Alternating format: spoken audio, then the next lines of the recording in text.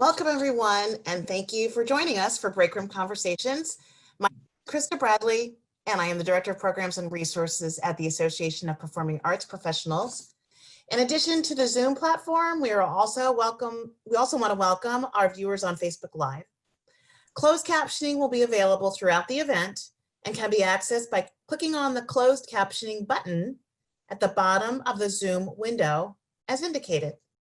On Facebook Live, you can find Facebook's captioning option under the video player settings.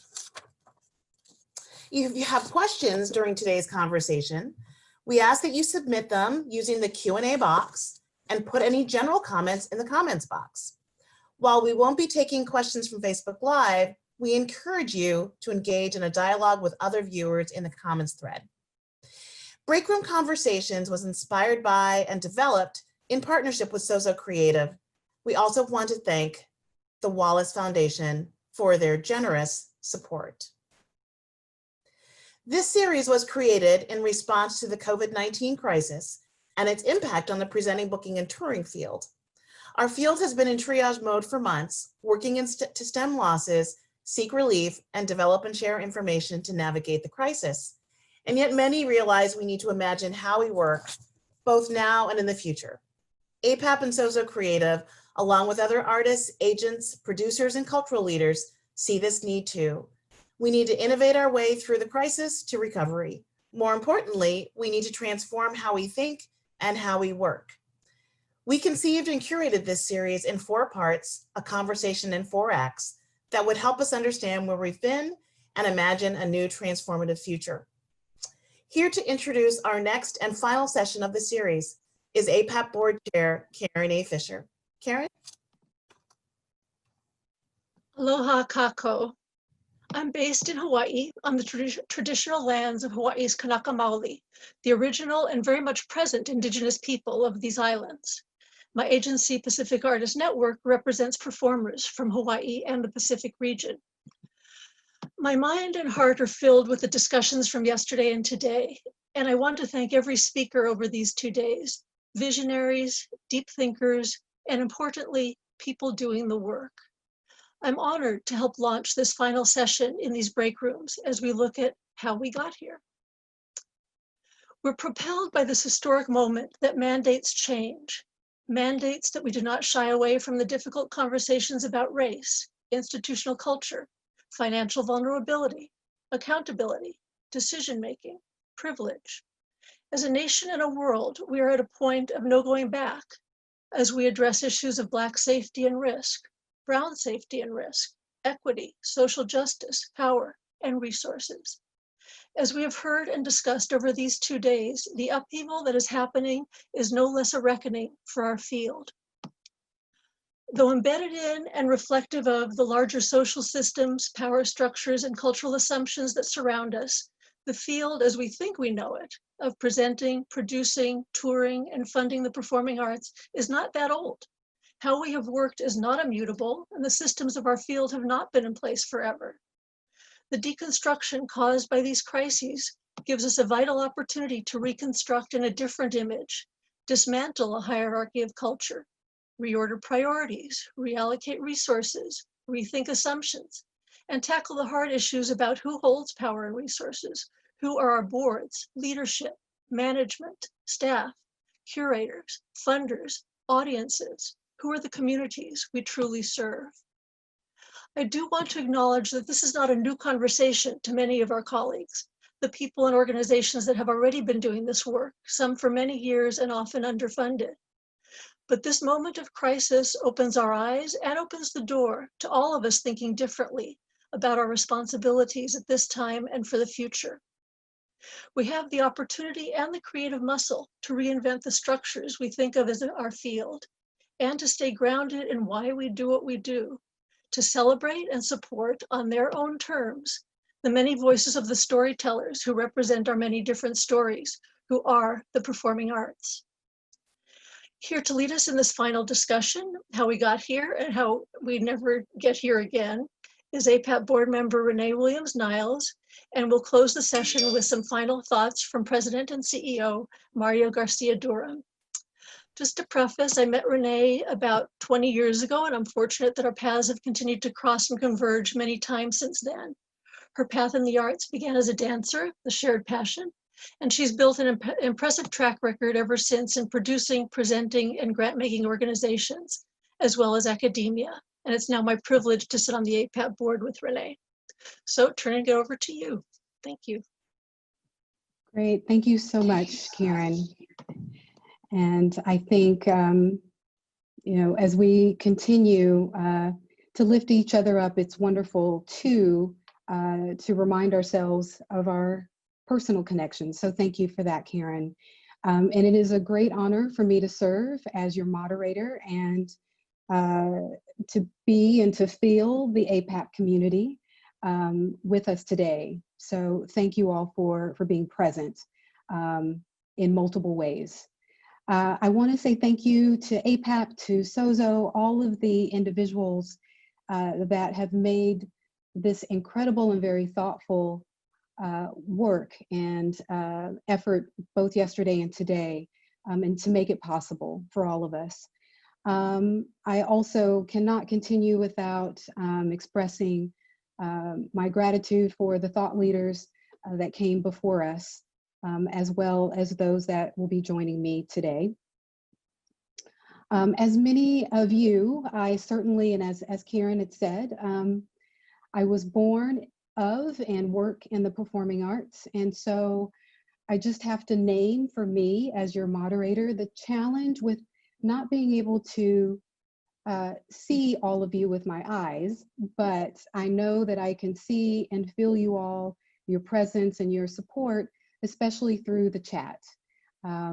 Please continue to use. It will certainly continue to be a valuable space for us all, both during the session and even following the session. So I encourage for that fruitful conversation to also continue using the chat. I also want to mention we have some profound artists, trailblazers, thought leaders with us today, and I want to be able to jump into the conversation as quickly as possible and really embrace this notion of a break room, hallway, sidewalk conversations that many of us have had. But I ask each of you to please refer to the APAP website to be able to read and learn more about the totality of what each of them continue to contribute to our field and to our community. I want to mention and share this session, of course, was originally thought to be the first of 4. And APAP being incredibly responsive, sensitive to this current time that we are in a very emotional time, was able to pivot, and we all pivoted as well collectively. And we should also be proud of that work that we've done. But even though it is now the final conversation, if it has not been made any more clear than right now, there is no way we can progress or transform, in the words of Hina Patel, our previous moderator, nor can we even consider notions of blowing shit up, as so eloquently proposed by Chad Herzog.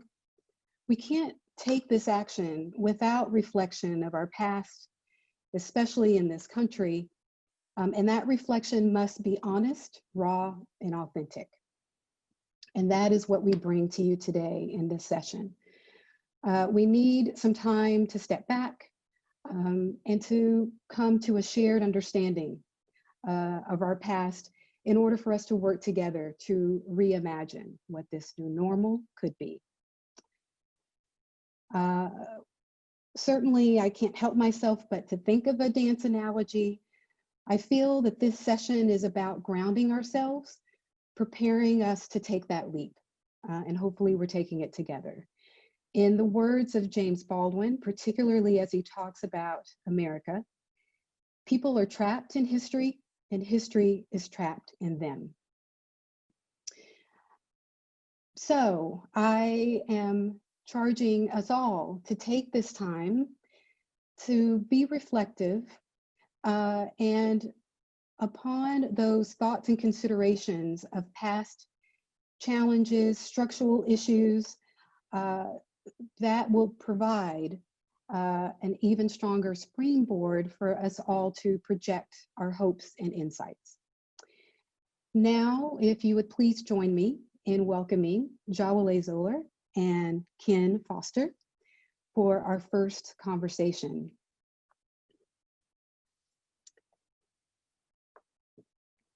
And I want to say thank you to Jawole and to Ken for being with us today, for being such impactful, powerful, and passionate leaders and mentors to many of us. I think collectively, both of you have more than probably 70 years of just professional work experience in our field, although I know both of you started off as toddlers. So thank you for your long history of leadership, as well as your continued mentoring and leading of us all. Jawole, one of the things we were talking about is, this is certainly a moment of reflection. And what struck me and gives me hope is that you expressed having an excitement and an optimism about where we are right now. But I imagine you've come to that through your reflection, past personal experience, as well as your long history of work as an artist activist. And I'm wondering if you could talk a little bit about the similarities and perhaps the differences of times that bear some similar weight and hope. Well, thank you for, I'm really excited to be here, and I'm in a, like many people, working to keep organizations alive and functioning, and artists working during this time. It's a tough moment. It's a vulnerable moment, and it's a vulnerable moment in everything that we're dealing with within this country, and it affects our families and our workers. Mm-hmm. So I have optimism and I have skepticism, and they kind of go hand in hand together. And I think maybe optimism will win today, but that's moment to moment. Yes, and we have to be honest about that. What I'm optimistic about is the opportunity for a kind of conversation that I haven't heard before, and a conversation that I challenge everyone to engage in, if they haven't already, which is how white supremacy is showing up in their organizations. How is it showing up in how the organizations are structured, how pay structures are. We've done the studies, we know this, so we don't need to do any studies. What we have to do is self-study and organizational study, and to really have deeply honest conversations that are full of compassion and truth about how is white supremacy sitting in the organizations, and what needs to be addressed on an individual level and an organizational level in order to make this, meta change. And I think it's hard work. I saw Ava DuVernay on CBS the other morning, and she talked about emotional labor. And I think Black people have been very used to doing that emotional labor. And we step into it very quickly, and we'll sometimes do it for white folks. And it's now, what gives me optimism is that it seems like maybe white folks are ready to do that emotional labor of that examination of racism and white supremacy and white superiority, and how it is sitting, and how it is framing, and how it is structuring decisions and treatment of people. And I'm curious for you, how is it, what are the mechanisms, components, influences that have perhaps given you some optimism, perhaps now more than in years past? What are those aspects? You know, in the urban rebellions and the city rebellions in Kansas City, where I'm from, in 1968, it was, what was happening was mostly Black folks out there, and the police were trying to kill us. So that was a very clear framing. When I see a lot of the young white folks out there and having the conversations, I feel optimistic. And I remember in the anti-war protest, that moment of optimism that I thought then, but once the draft was over, then those voices stopped. And I'm saying that in a big way. And of course, obviously they didn't stop, but I felt like that hard work of looking at white supremacy kind of stopped or took a real back burner.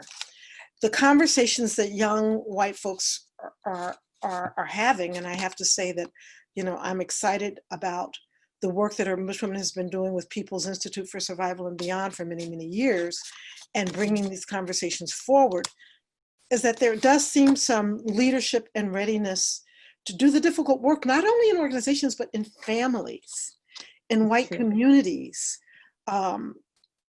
where it's really, it's difficult. And, you know, we have a practice of that emotional labor that will be new for a lot of white folk. And so what I would encourage the white folk that are listening is to not jump out when it gets hot, to stay in there, to stay in the frying pan. And, you know, Black folks can be a resource, and our work can be, you know, the leadership that's in the Black community has to be forward. We cannot and will not take on the emotional labor of white folks needing and having to do the work right now. Right. And Jawole, I can't help but to ask, for those of us that, and for those of you that have carried so much of that burden and that labor, what does self-care look like? It's an interesting thing. I think self-care for me as an artist is being able to do my work. And when I'm grounded in my work, then I'm grounded in my family, and I'm grounded in my community. And I can make the art that's inside my, you know, my heart. And that for me gives me connection.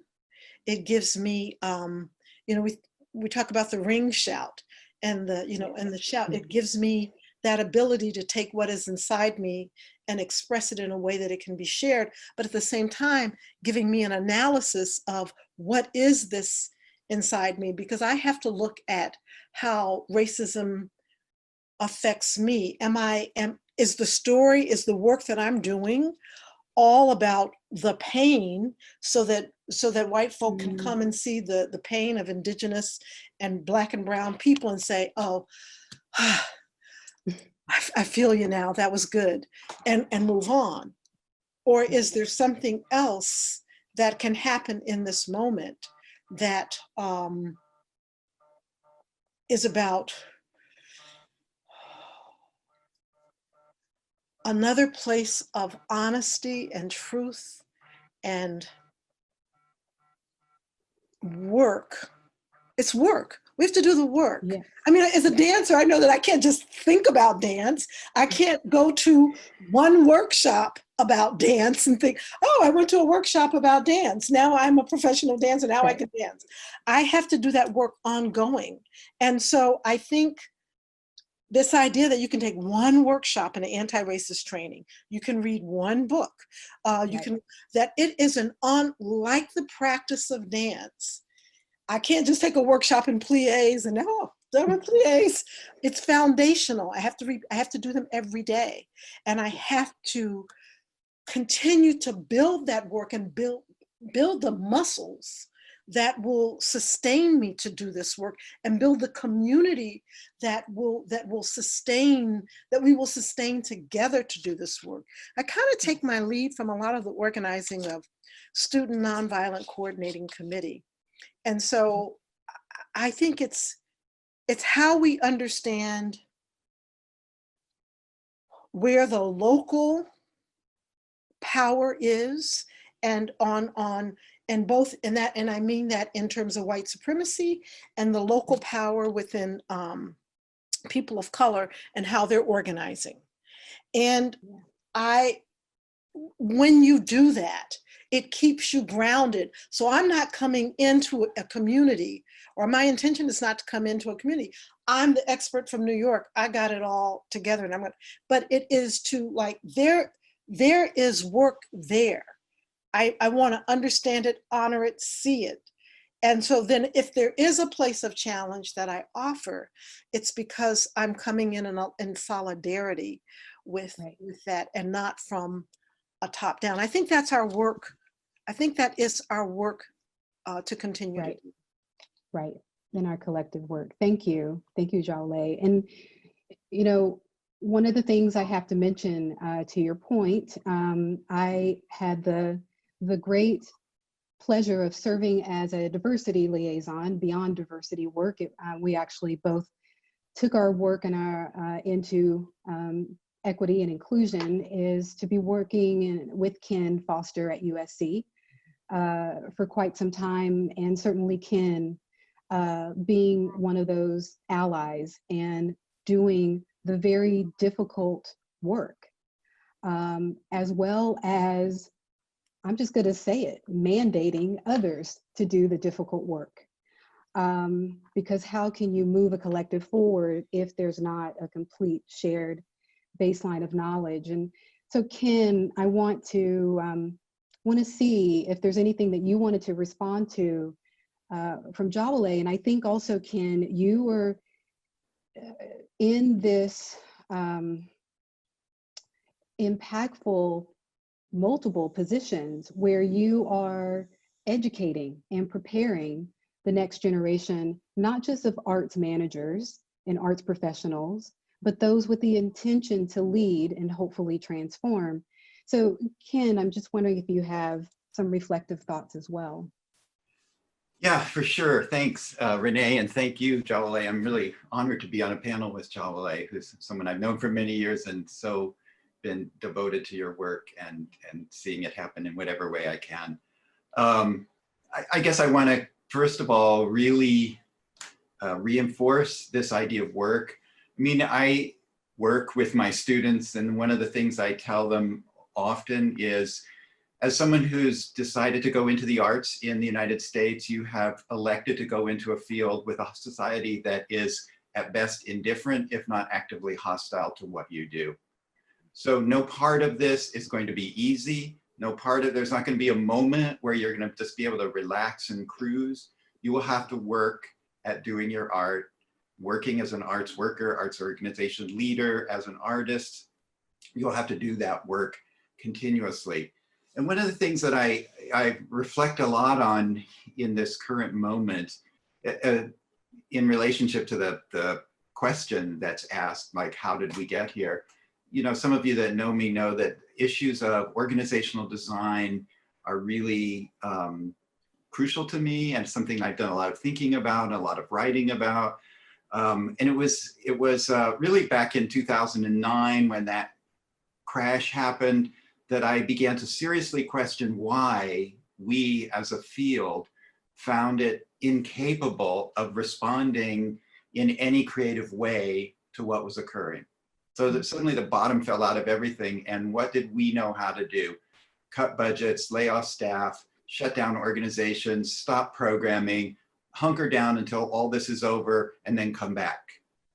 And you know, I said at the time that I felt like that was first of all, a stunted response, a really disappointing response on the part of the arts community, but an understandable one given the legacy of the, you know, sort of previous decades before that, really post World War II, and I'm almost old enough to remember all this, but but the way that we developed as a so-called industry, a term I hate, the way we talk about the art industry, we adopted the business model and we fashioned ourselves after that. We were ostensibly nonprofits, ostensibly mission-driven, ostensibly value-driven.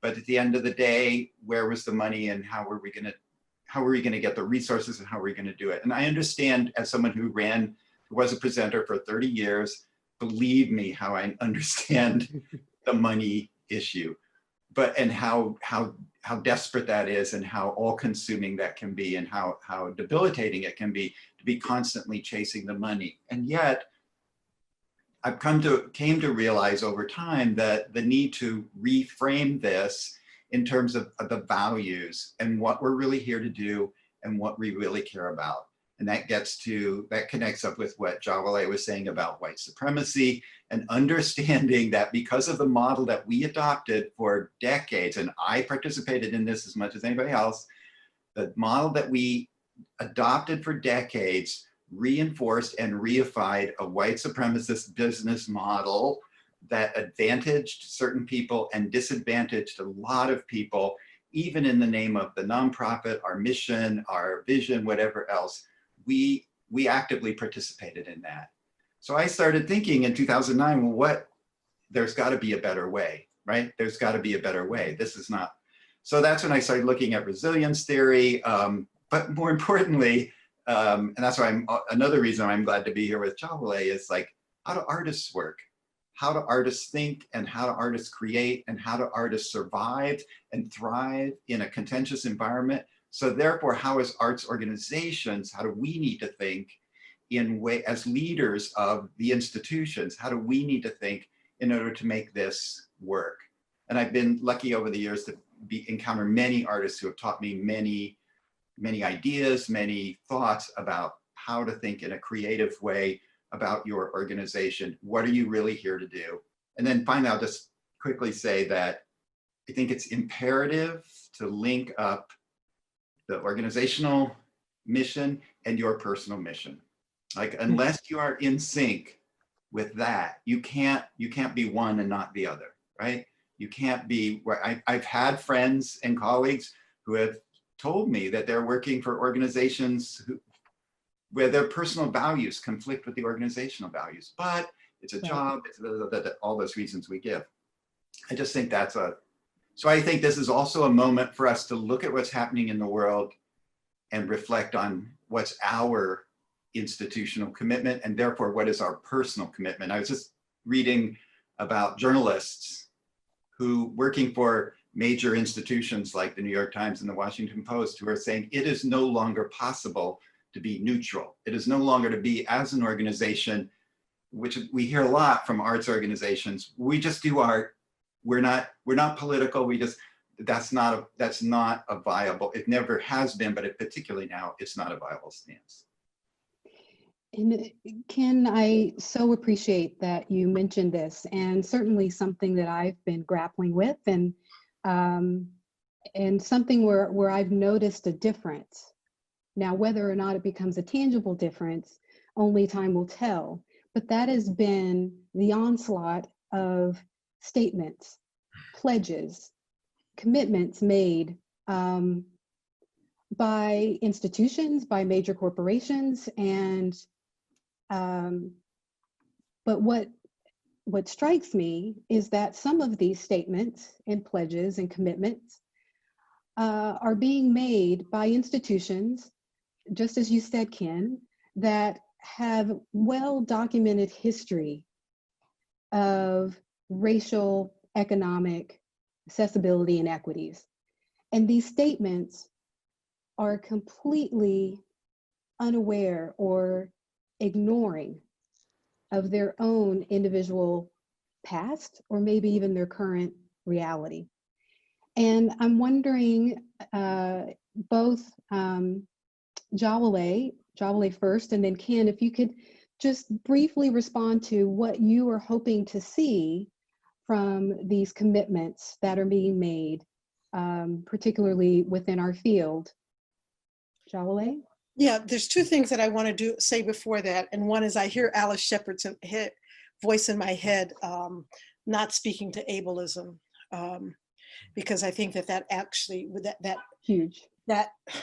yeah, it is huge. And as we move through this world that we're in now, what we call abled and disabled is going to be, need to change and look at that. And the other thing that I wanted to just say briefly before coming to that question is this question of ally. I think if we understand that this, this is us together, white people are not an ally to me because it's my problem, it's my issue, it's my cause, and I want to make you feel better. I come from one of the things, I use humor a lot. My family uses humor a lot. And I was talking to a friend of mine because as we get in all these wonderful messages from white folks that we care about that were asking us, how are you doing? And we decided we were going to say, girl, how you doing? I'm maintaining. Your white folks are wilding out. What you doing about that? How you doing? How you doing? How the family's doing? Because this idea that it's coming one way. Right. No, this is, racism dehumanizes us all. And we have to understand that connection.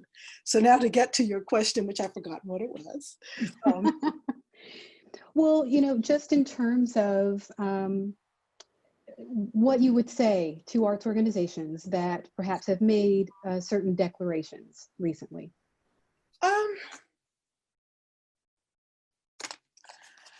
You know what? What I have to say is to organizations that have been doing the work, is to what needs to be up. Everybody starts with where they start. So if the revelation is right now, then, you start where you start. And if people are getting like right now, today, like, I get it, now I'm going to do something about it. I think that is, absolutely powerful. I'm really interested in the organizations that have been doing the work. And then the dual question in my head is, what is it that white folk didn't believe about Emmett Till, about Rosewood, about all of these things that showed systemic? What is it about George Floyd? Is it just because we actually saw it, so it's real because we saw it? Mm-hmm. And so if you can begin to examine why didn't you understand it? This is systemic racism. These are not a few isolated incidences, and therefore they're in our institutions.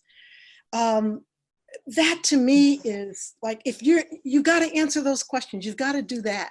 So I lift up the people who have been doing, the work, and I'm really excited about the ones who are coming in new. And don't leave the party when the party gets hot. Stay in there. Yes, thank you. Ken, I would absolutely second that. I know there's been a certain amount of like, where the hell have you been? That's your Johnny come lately. I just don't, and there's certainly a worry about, okay, posted my statement, done, right? And the sort of hypocrisy of that and the shallowness of that. So the two things I feel, I totally agree with Jawole. It's like, okay, you're late to the party, but you are here now. Now you're in the party. I'm here watching. I'm here watching to see. And this is, as you know, Renae, I'm working through this at USC with students where, again, our school comes out and makes a statement, and then the students come to us and say, and so what? So what are you doing? And my response to them is, here's what we're doing, but also hold me to it, right? Hold us accountable. And I think especially want to reinforce, I'm a white person doing this role of I'm the only white person who's a diversity liaison in the entire, I think there's maybe one other in the whole university. And when I asked about that, I'm like, I'm part of the problem. I need to be part of the solution. So I'm not asking people of color to hold me accountable for what I'm asking my fellow white colleagues who are equally at this moment, for whatever reason, I'm with you, Jawole. I'm super intrigued. Why? What was it about this? And I think my speculation is it's certainly the horror of it, the horror of seeing it, the horror of somebody watching someone be killed right in front of your eyes in such a deliberate fashion. But it's also the moment. And I think the unrest that's been building since 2016 and maybe before that was at a point where this was the match that set it off. At least in my optimistic day, that's what I want to believe, is that we've been given this opportunity to move on to another place, and we are morally bankrupt if we don't take it. Thank you both so much. And I think we all could, especially looking at the chats, could listen and probably need to listen to both of you for a much longer time. I do want to express that you'll be back with us. But if you would allow me, Ken and Jawole, thank you again. But I'd like to invite Bill Bragin and Stefon Harris to join us as well. Thank you, Bill. Thank you, Stefon, for being here. I'm sure across the participants, we have several different time zones represented, but we certainly have a good number of time zones represented just by having you here with us, Bill. So thank you for continuing to be a part of this community.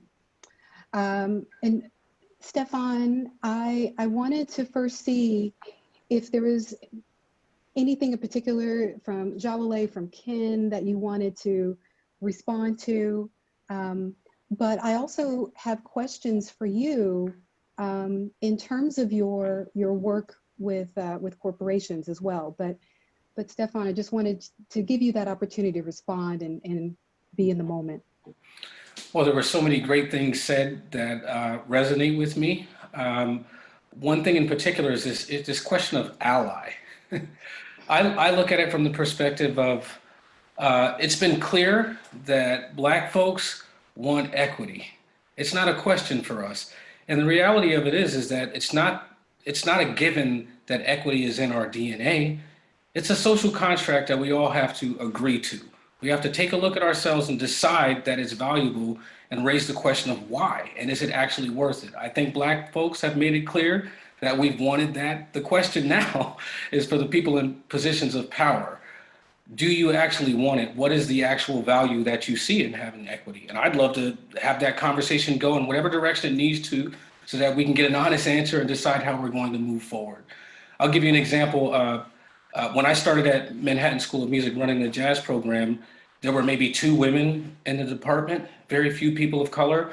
And within my first year, I increased it by 17%. It's not actually hard to do if you understand the value. So when I think about why we need women in jazz, it's not about diversity. It comes down to, what do you think the function of jazz is? From my perspective, jazz is a platform for the amplification of marginalized voices primarily, but really for all voices. And if you think about it, if you're trying to amplify the voices of our community and you only have the men, you have half of the community represented. So the music is actually incomplete without those voices. It's not a matter of because it's a trend to do it, right? So that's where I always start, is what is the actual value in this thing, this idea that we're talking about of equity? Do we understand that? Are we honestly committed to that? And once you can actually commit to that, I actually think many of the solutions aren't that hard.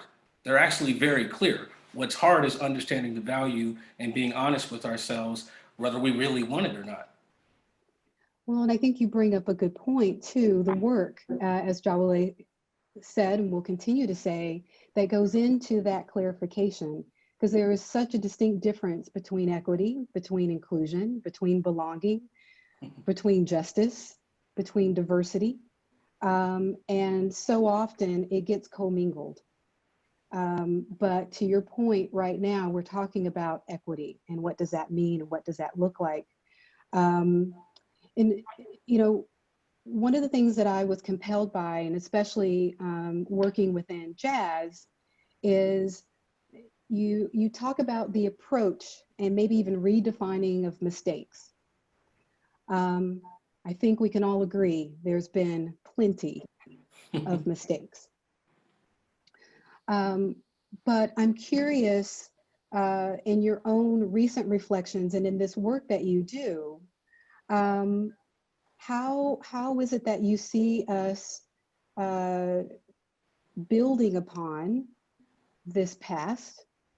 And it definitely seems like more individuals are wanting to learn more. But what is that role, and how can we shift from that and learn from that? Well, there's so many challenges that we face right now as a species that have to do with the evolution of our society. Things are changing exponentially faster than they ever have before. So what we really need to be able to do to keep pace with evolution is we have to become more adaptable. Jazz musicians in particular, but African Americans, we've been dealing with not having a plethora of resources and not having control of what's necessarily coming next, and having to step to the table and adapt quickly. So one of the things that is embodied in the DNA of jazz is this idea of empathy. It's this idea of being able to quiet the ego, to be able to observe what's really happening, and then understanding what it is that you contribute, how it's going to affect everyone else. So as we start to look at the idea of struggling with innovation, we actually live in a space of change. Always. We're always looking for something that's going to be different because we're looking to find the beauty in between disparate ideas. Most great innovations have occurred because of mistakes, as we so frame them, but it's never usually from one individual. It's usually a confluence of disparate ideas that come together, and the truth is revealed in between. I think this idea of artists being so special and we're so creative, I actually don't think that's the case. I think great artists are exceptionally perceptive. They see something that already exists, which is why I think most fundamentally we should be focusing on the science of empathy, not sympathy. You don't need anyone to feel bad. I think we need to step back, take a good look at what's happening throughout our evolution as a species, and be honest with ourselves. And then once we can see it, I sincerely believe the pathway forward isn't difficult to see. It's just difficult to commit to in a lot of ways. So I'm a fan. Obviously, I'm a little biased, but I've gone into many corporate environments and I've seen very simple challenges associated with a hierarchical approach to management, which is more of a reflection of a European culture structurally than a lot of African cultures, which are more communal, particularly African American culture. So embodied in our art form is this notion that I bring one little piece, you bring another piece, and we focus on the science of listening and understanding how those pieces fit together. Fundamentally, the role of a great leader is not necessarily to be in the middle participating. A great leader knows how to step back and pay attention to the gifts that are around them and see the connective tissue between those gifts. And that leader will illuminate the beauty of that connective tissue to help move us all forward. Thank you. Thank you, Stefon. And Bill, I can only imagine that you have thoughts, both in terms of relationship to the art form, but Bill, I know something that you had touched on as well was empathy, and the role that needs to play, and how we have seen that, be a catalyst for more inclusive practice, for more ethical conduct in our work. And perhaps, some of that, of course, was in response to COVID, but it is now deepening and going beyond. And Bill, I'm wondering what your thoughts and perspective on that might be, and especially given that you are still very much connected, of course, to the US, while also residing and creating newness somewhere else. Great, thank you for that. And there are so many swirls of thoughts and ways to approach that. And part of it, I think you got at in the last part. I was on a call earlier this week and we're doing introductions, and I described myself as an expatriating American, right? And that at this moment, I've never felt so close or so far away from the US. And part of that is also about trying to really be present where I've lived for the past 5.5 years. And toggling between that, and seeing the way that the issues play out quite differently. Yeah, and also often in quite the same way. So one of the things that I've found in the conversations I've had both with colleagues from North America, and also we've convened as a response originally to COVID, a group of 50 some odd people working in the arts and cultural sector across the UAE.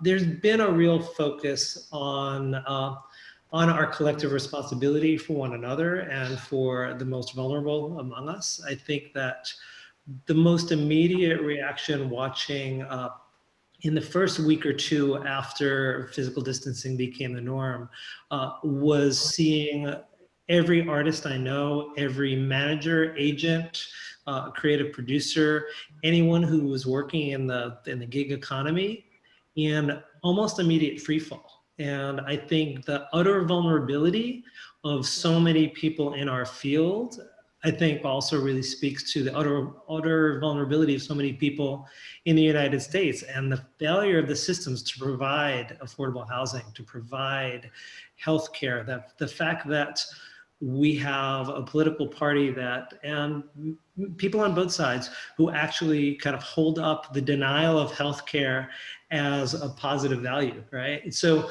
I think we're working from a standpoint where the caretaking is really critical. So a lot of the conversations focus back on that and how can we take care of one another. And then it plays out, I think there were conversations yesterday and today about the idea of, about your contract and tour writer is an ethical guideline. Your season brochure is an ethical guideline. I think in all of the conversations that can be very, very prosaic about force majeure terms and cancellation clauses and all of that, they're actually really important conversations that are being opened up then about the ethical behavior and the power differentials that are underpinning all of those mediums and all of those forms. And I think kind of building on what happened in the first half of the conversation with Jawole and with Ken, I think that those conversations are actually moving more to the surface and people are coming to the party and contending with those issues at a different pace. But even the symbolic statements are important because that is a place where to kind of draw on Jawole's idea of kind of practice and building the muscle, even in those statements that might feel perfunctory or might feel artificial and don't fall off the lips. Part of that is organizations learning how to rehearse this and trying to actually build the skill and build the understanding so that they later can be held accountable. And so that's what I'm seeing happen in different ways in both of the places where my heart is sitting.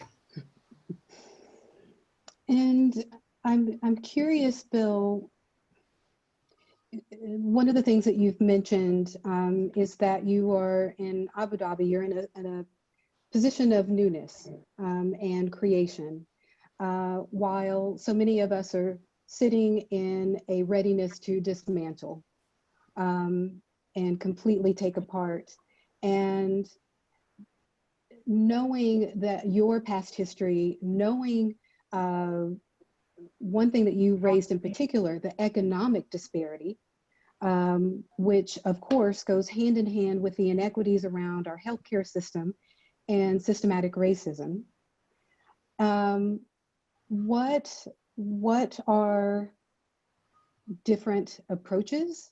I think someone raised the point of the 501c3. And this is something that we might come back to with Ken and Jawole as well. But if we're talking about the systems and the structures for nonprofit or for the arts ecology in this country, so much of that is embedded in these systems that just continue to perpetuate. So Bill, and then I would also ask Stefon, what are you seeing that is shifting that? And I know certainly in our panel yesterday, the announcement of the 5 foundations that are certainly making a difference. And it was put forward, hashtag move the money, because an entity certainly can make that pledge, but if it continues to go back to the same historically white-led organizations, then we could find ourselves continuing. And so, Bill, any of your thoughts around what you are seeing in terms of economic disparity and righting that wrong? Well, I think one of the things that I see is a slow opening of this conversation about whether or not tax structure should determine kind of worth or worthiness for investment. And so much of the arts in the world are created outside of the context of a traditional not-for-profit organization. The mission for furthering artistic development, for bringing artistic expression to audiences, for opening important conversations with those audiences. It happens in commercial nightclubs, it happens at festivals, it happens in underground loft parties, it happens in churches, it happens in lots of different structures, yet all of the funding mechanisms tend to focus on a very specific kind of institutional structure of a very specific size. And I think that a lot of the kind of structural white supremacy falls into the lack of recognition of all of these other vehicles and all of these other forms that are actually supporting art and artists. They don't necessarily recognize the role of the artist as self-funder first and foremost, right? There's no greater funder of artistic work than the artist's own labor. And that is something that we don't really recognize. So I was really happy after the conversation last night to wake up this morning and see the response, and and hooray for Maureen for keeping a tight lip when she knew that announcement was going to come on, because I think it's really important, the question of how much resource is consolidated and stockpiled for a rainy day, as opposed to being invested to serve the immediate need, which is the mission of these organizations. And so I think, again, the fact that this conversation is really starting to come forward is important. When thinking about the sort of historical lens of this session, I'm thinking about the Occupy movement as well. And one of the most vital things that came out of the Occupy movement is that it really started putting forward these conversations about the consolidation of wealth and resources and the 1%. And it introduced fairly quickly that issue to kind of the broad agenda and broad vocabulary. I think what's happening now in this moment, in the wake of the murder of George Floyd, is that the kind of the dialogue around white supremacy has broadly entered the conversation. I think, earlier there was a conversation about the police abolition movement.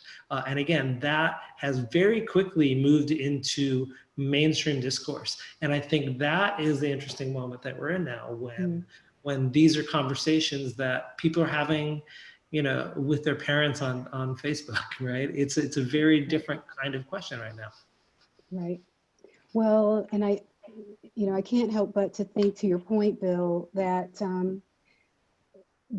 our ecology, in order to really make possible the sharing of work. So to your point, agents, artist representatives, independent artists, and creative producers, all these other venues that don't sit in that nonprofit space, and they're not served best by it.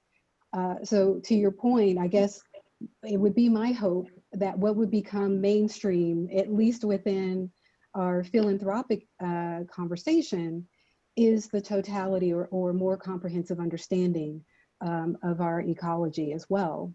And, Stefon, I'm curious your thoughts as well around this, and how is it that we might be able to truly progress. And, you know, for those that are listening, what are some things that we need to advocate for? Well, again, I'll always go back to empathy and embracing the reality that we see. I live in the state of New Jersey. The wealth gap between blacks and whites in the state of New Jersey is 300,000 for whites and 3,000 for African Americans. We have to take a look at that. It's not about what Black people have done or have not done. It's primarily about the GI Bill, and that we were left out of the GI Bill. The pathway into the middle class for many whites began with that. So home ownership and that's right. education, yeah. Being able to build wealth. So I look at things like that, and I'm of the mindset that when the entire community does well, the artists are going to do well. We're deeply connected to all the sectors of our community. So I think being able to take an honest look at those things that were done consciously that we can turn around and do something about right now will make a huge difference. In terms of how artists move forward, I think we always have to remember our purpose. And our purpose is to amplify the voices of our communities, to tell the truth about who we are. Because 500 years from now, future civilizations are going to be looking back at our art, and they're not going to be looking back at our art because we're so special, because we're so entertaining. They're going to look back for the same reasons that we look back to ancient hieroglyphics, because we want to understand something about ourselves. So it's our jobs to continue to document the truth of the world that we see, to use our ability, our craft, to organize sound, to depict the reality that we see on the ground. When we do that, I think we will always be connected to a greater number of people. What's happened in many regards is that we've had our music be institutionalized under different cultural constructs where we focus more on elitism, that the artist is so unique. You know, you think about some of our icons like Miles Davis or Muhammad Ali. In the Black community, you don't necessarily become an icon because of your craft. You become an icon because you represent something that lots of people need to say. You've developed a craft to articulate the voices of the people. It's a different cultural construct. If we remember that as artists, I'm very confident that we can figure out ways of monetizing our gifts. The fact that what we're going through right now, I have to tell my students, like, there has not been a shift in the needs of human beings to be heard.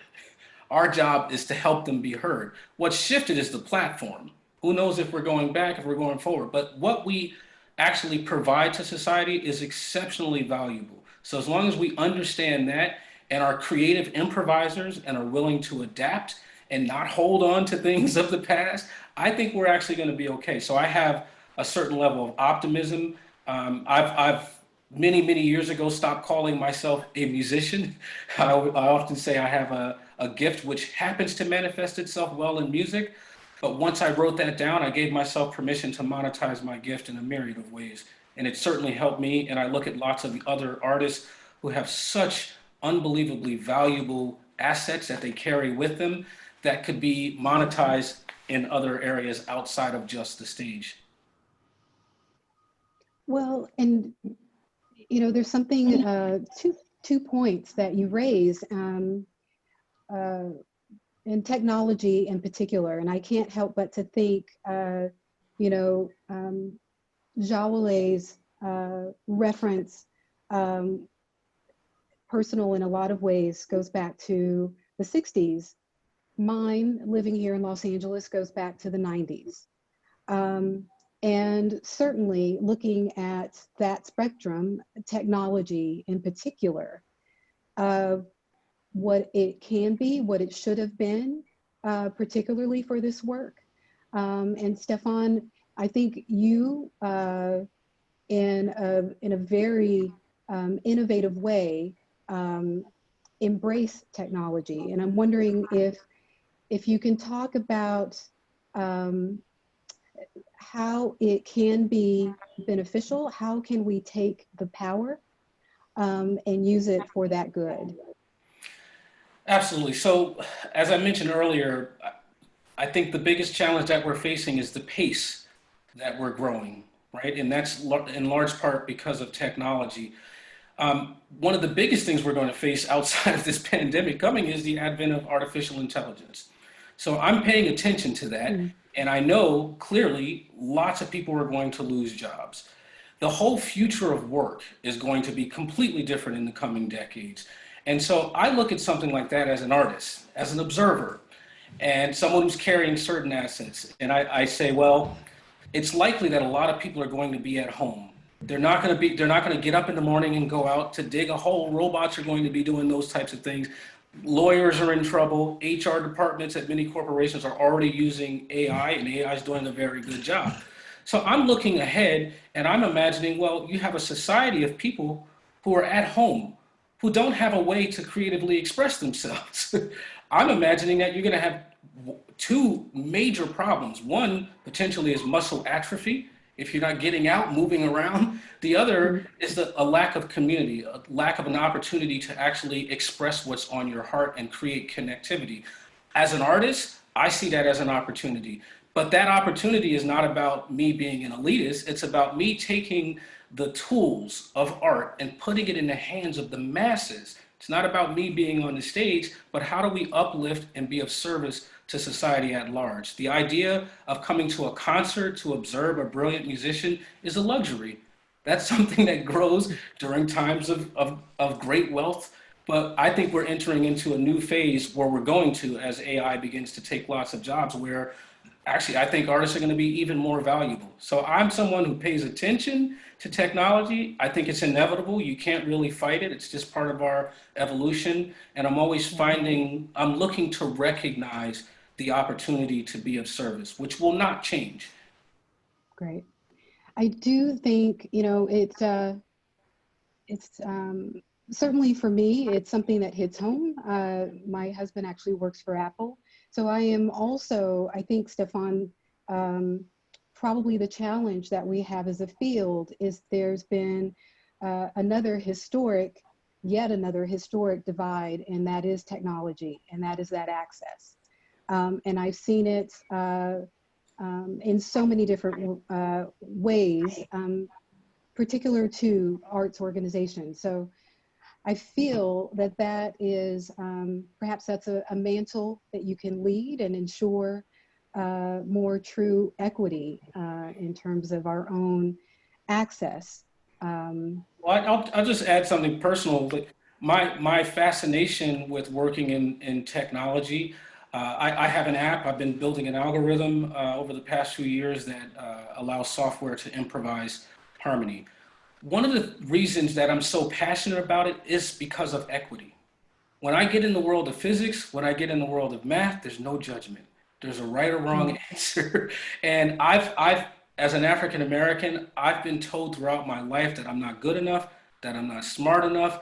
And with my left hand, I'm always fighting all of that trauma. And with my right hand, I'm always reaching out for humanity. I show up wanting to love, always wanting to help in every situation, but it's really, really difficult to love when you're carrying that type of trauma.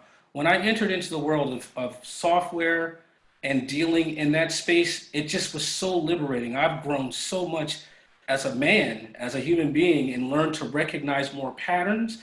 I take my skills that I've developed there and I look at the world outside of software, and I'm learning more and more to recognize the patterns in people, recognizing where people get stuck, and also recognizing how to help unlock challenges that many other people face. So it's not just about technology taking jobs. I actually think that we can leverage technology to build and strengthen the areas of our humanity that technology won't be able to do. You're not going to beat Google in terms of accessing information.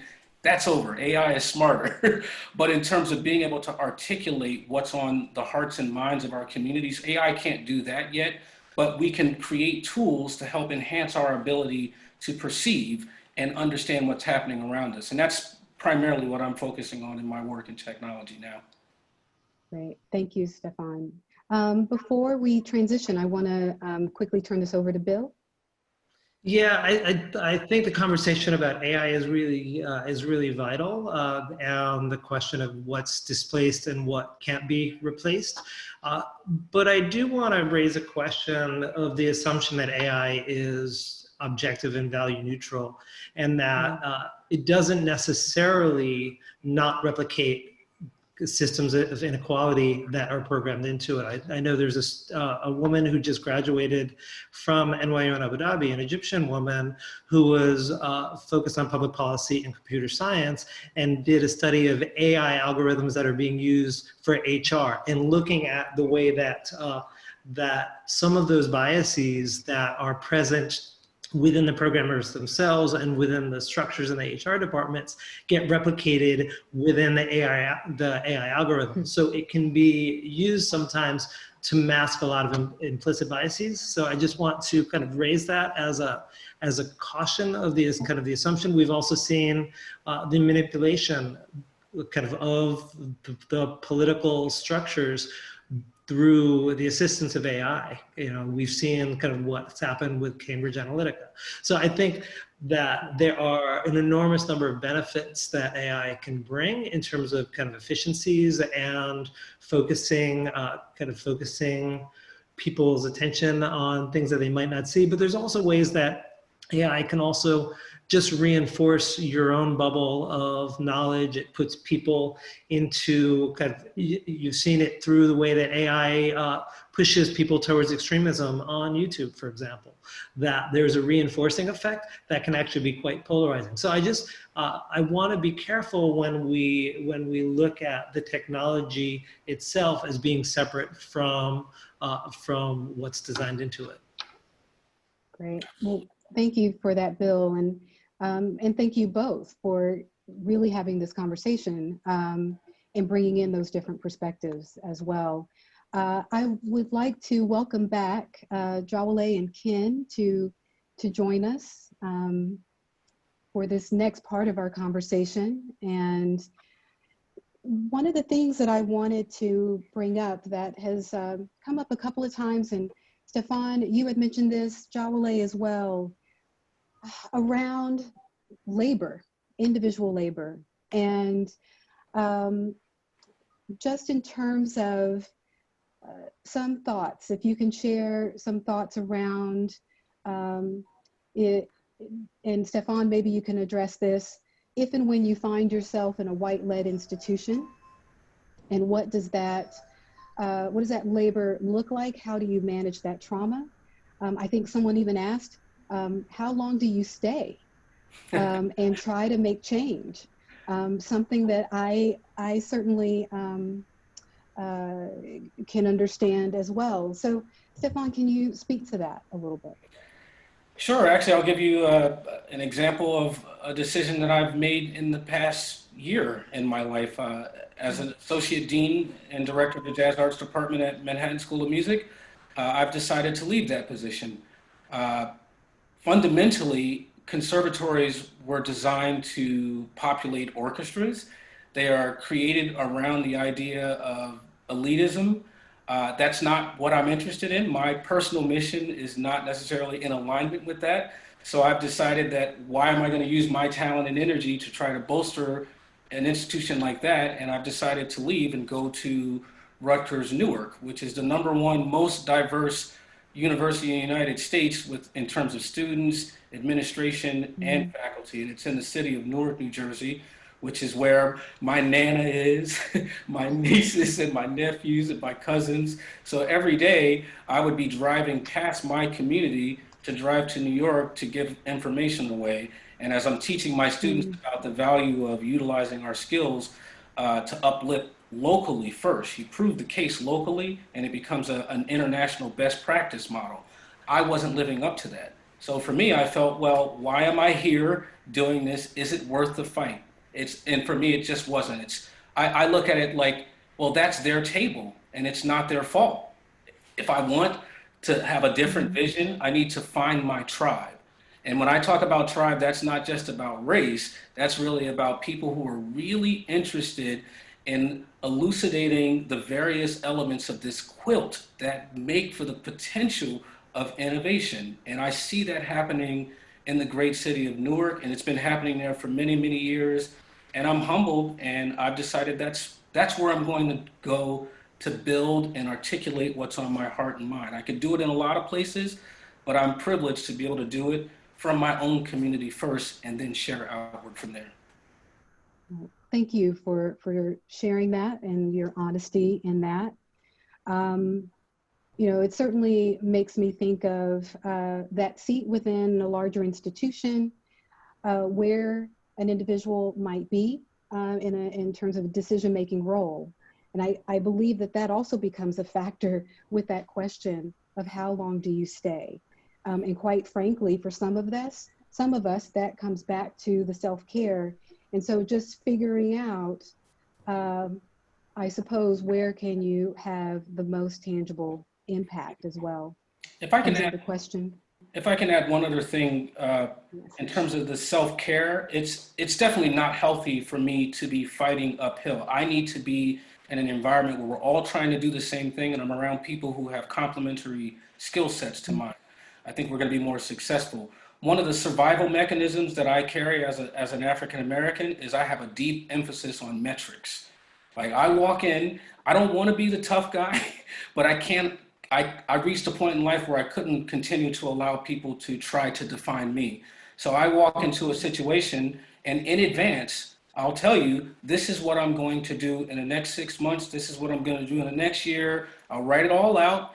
And when I achieve it after 6 months, I'm going to give you a report showing you that I achieved that, right? So that I'm in control of the narrative. But that type of energy, for me to carry that, I don't want to carry that energy. I want to come together, be creative, listen to one another, and move forward as a team. So I think it's unhealthy. It was unhealthy for me to stay in environments where our missions weren't aligned. Can I tag on to what Yes. Stefon is saying? Because I too am working in a conservatory that is absolutely dedicated. That you are. And I think we could all, I really respect your decision, Stefon, and I really admire you for doing that. My personal take, I'm obviously not a Black person. I'm a white person in a white institution. So for me, it feels like this is an opportunity for me to work from the inside out, right? Like, these are my people. So I'm going to have to, as flawed as they are, and as challenging as they are, I'm going to have to work with them. And I really believe that that's my job, not yours, right? So that's my job to do that. And that's one of the reasons that I stay there and that I am able to make, tiny bits of progress as I connect with colleagues who are like me. But I will also know when I have reached the limits of my effectiveness, when the return on my work is no longer worth what it's costing me. And I think that's kind of what I was getting at about your values being in line with your organizational values. Like, I think we need to be in a constant state of assessment around that, and knowing where we are and when it's like, I'm not doing this anymore. And that's a very individual decision. A couple of people in the chat were like, how do we know? I'm like, well, are you doing that assessment? I mean, I'm asking myself every day, every time I get asked to do yet another committee and yet another thing, I'm asking myself, is this where my time needs to be? Right. Yeah, I've been at Florida State University for 23 years, and it is a more of a conservatory environment in a state public institution. And what I love about being in a public institution are the students that I get that are often first generation, that are often working class, and the opportunity for them, for their talent to emerge. That is, for me, what gives me juice. I probably compartmentalize a lot of things because what I've learned, and what one of the things that People's Institute talks about, I'm not Superwoman. I can't go up against the whole institution, nor will I even try. But what I can do is, affect change in the ways when I'm on search committees or whatever those things. But I can really look at the students, and my joy comes from that interaction, and that. When you're able to bring a greater awareness of what their particular talent is to them, and maybe the faculty, maybe so, maybe not, but to them, that for me is where my joy is. And so it's why I stay there. I love being in the South with all of the challenges that it is there, that are there, but they're not, I don't know that they're really any much deeper than being in the North. There's something that is connected to me ancestrally and land-wise of being there. So yeah, I do compartmentalize because I know there's things about this institution I cannot change. And guess what? I'm not going to beat my head up against the wall trying to change it. I'm going to focus over here. Now, is that the right thing? I don't know. It's what I do. I don't know if it's the right thing. I don't know if it's a better thing. Right. Yeah, Well, I think. Thank you. Bill? Yeah, I think what's interesting is that all four of us are working in a university context. And the university I'm working at is quite different from, I think, most universities in the US, and they're also quite similar. So it's a small liberal arts college, about 1,500 students right now, but from 110 different countries. The largest population is from the UAE, and it's only 15%. So we're in a place that has no dominant majority. We're in a place that is radically inclusive, radically transnational. You can take very little for granted in terms of common reference points. And so there's a constant negotiation of what things mean, what knowledge people come, and what people bring into it. I think what the past 2 weeks have really shown is the way that discourses around white supremacy still manifest themselves in the UAE and all over the world and play out in different ways. And I think the legacy of that is global. And so there's a lot of conversation that's happening there. But it is interesting for me because I'm in a place where I know that I'm not from here, I'm not of here. There is a general tendency for the same way in New York, the first question people ask is, where do you work? Or, the cliches in the South, people ask you what church you go to. In the UAE, the question is, so when did you get here? How long are you staying? When are you going to leave? And there's a conditional aspect here. And so that question of when do you know it's time to leave is actually really, really active. And in this case, it's more about building. I'll leave when I feel like the structures that we're building as we're really trying to create an ecosystem around the arts that integrates the arts into the fabric of everyday life. So it's not exceptional, that it's a habit, that people understand the arts not as something for the elite, but as a way to open up those conversations around all kinds of issues that may not have been talked about.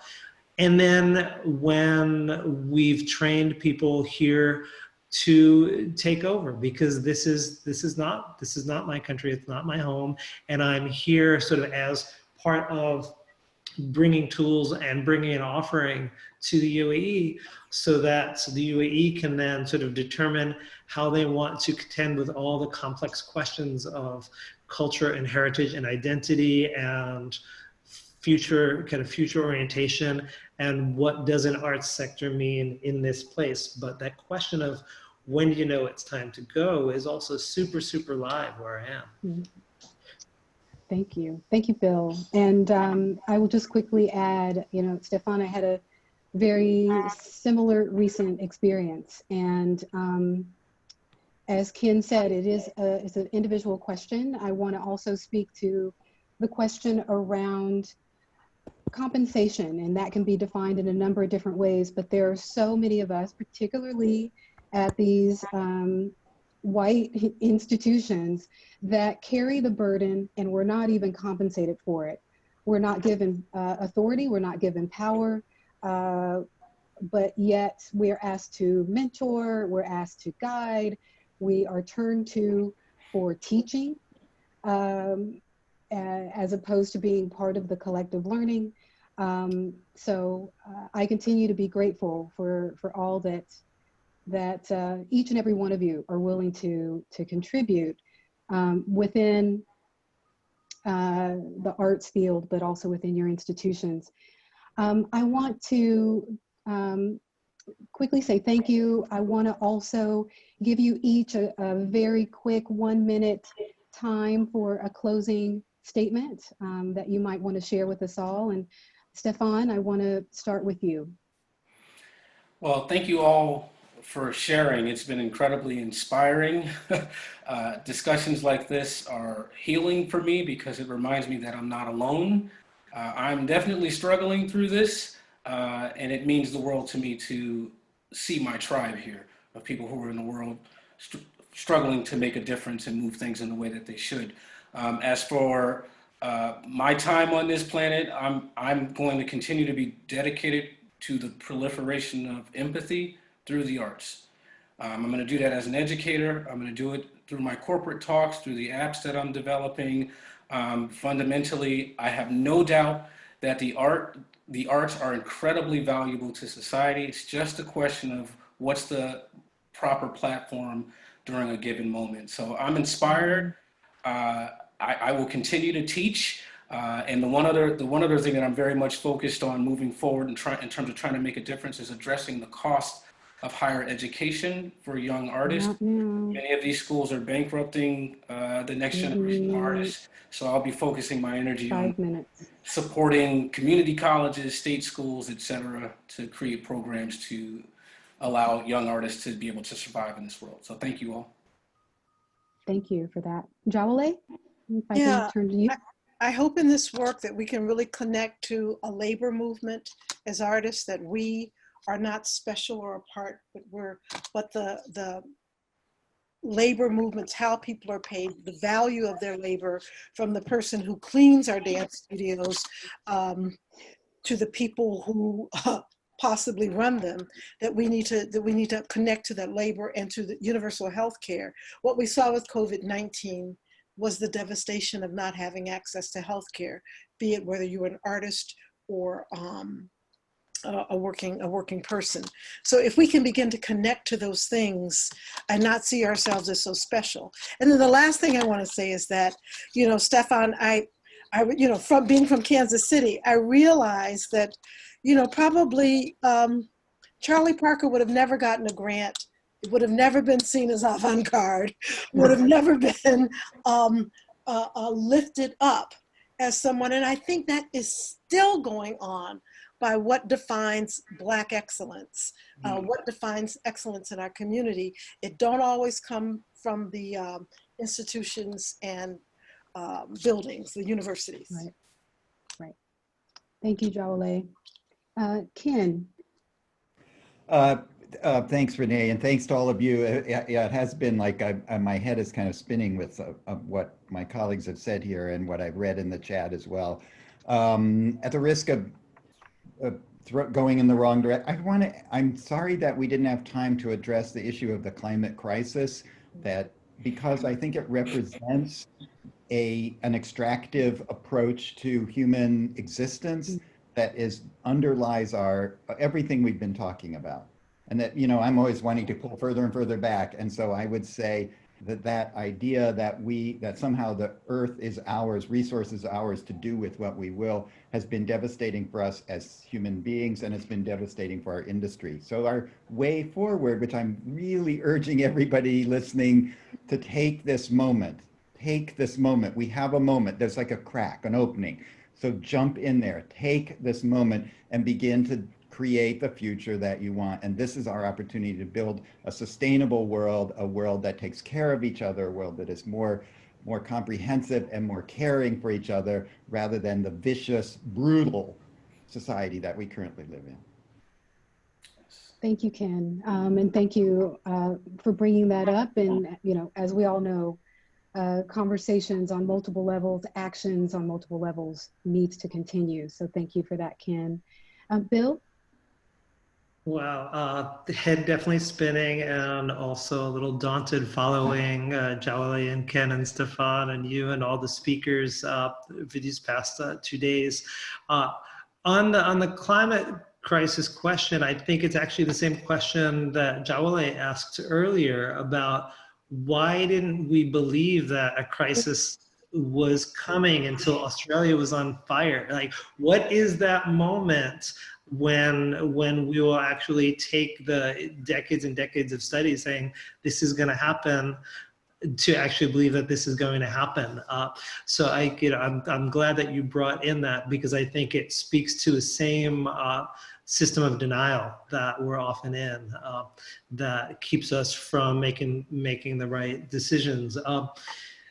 I think where I sit in the world in a country that's younger than I am, there is also, what's really striking is there's a sense of optimism and promise and a future orientation. And I think at this moment where there's a lot of focus on dismantling broken structures, I think at the same time, this is an opportunity for us to really focus on what are the new structures that we want to build? What do they look like? There was a conversation yesterday where I think Camila was talking about Afrofuturism and about that idea of visioning the future that we want to live in that creates space and opportunity for everybody. And so I think that this is that moment where part of what we can do is dig in to imagine that future, really put forward the values that that future reality holds, and then look at what are the structures we need to build and how do we need to interact with one another within those systems to actually manifest that future. And so I think that's a really critical moment right now. Thank you, Bill. And in response to some of the feedback, and thank you all, I certainly felt your presence and your support. I think just that last reality check of whatever community, institution, reality you are in, making sure that there's also a true shared understanding of what it is that you're trying to achieve. I can't express that enough in all of our continued work. And thank you so much, Stefon, Bill, Jawole, Ken, for being here with us. I'm going to turn it over to Krista. Thank you. Thank you so much, all of you. You've done a beautiful, beautiful job and really left us grounded and looking forward and excited to do it. So thank you, Bill, Renae, Stefon, Jawole, Ken, and Stefon. So you guys are wonderful. I want to thank all of our moderators and panelists from today and yesterday for such an important and provocative set of discussions. This session and all the 3 sessions were recorded and will be posted on the APAP website in the next few days for future viewing, and along with a full transcript of the conversation and chat box. Each session's recording is also immediately available on APAP's Facebook page. We look forward to following resources and efforts inspired by today's conversations. We also invite you to share your feedback from today by taking a brief survey you'll receive via the email you provided in the registration. And now it gives me great pleasure to introduce our current president and CEO, Mario Garcia-Durham, a longtime colleague and friend, for his last public appearance, I think, as our president and CEO. So Mario, would you please close us out, and thank you so much for everything you've done. Sure. Krista, can you hear me? Yes. Great. Hello, everyone. I know we're running late, so I promise to be brief. I'm speaking to you from Washington, D.C., the lands of the Anacostans, Piscataway, Powhatan, and Pamunkey people, as well as many others. So again, thanks to Sozo Creative for their partnership and for support of the Wallace Foundation. Thanks to all the amazing individuals who so generously gave us their time and shared their wisdom that I found is so indicative of the field. Thanks to the APAP board, who is so supportive of our ongoing work. And thanks to staff. So all of you, you are awesome. I'm so glad Lisa Richards-Toney, our incoming president and CEO, had a chance to speak yesterday. I've been transitioning with her since the beginning of this month, and I think she will be a great leader for this organization, especially at this time. You have heard a lot of eloquent and passionate speakers, and rather than my words, I prefer to leave you with their words ringing in your ears. I enjoy speaking, but I also recognize that action is critically important. In my various leadership roles in the field, I've worked to empower change and always to serve. My mentors drilled this into me, and I've tried to honor their mentorship. I am departing APAP for my next incarnation at the end of this month. I'm very privileged to have had the opportunity as an elder leader to step back so that another could step forward. So thank you for all your commitment to change. Thank you for all of your work, and thank you for joining us. Now let's go to work. Thank you.